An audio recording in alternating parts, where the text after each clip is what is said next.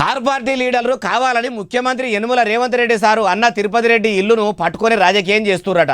అగో బీఆర్ఎస్ నాయకులు అట్లెందుకు చేస్తారు, ఆయన్ను బదనాం ఎందుకు చేస్తారు, బరాబరు ఇల్లు చెరువులనే ఉన్నదని అంటురు కదా అంటే ఏమో మరి ఆ ముచ్చటంతా సీఎం సార్ వల్ల అన్ననే చెప్పాలి. అయ్యా తిరుపతి రెడ్డి గారు ఇక మొదలు పెట్టుండ్రి.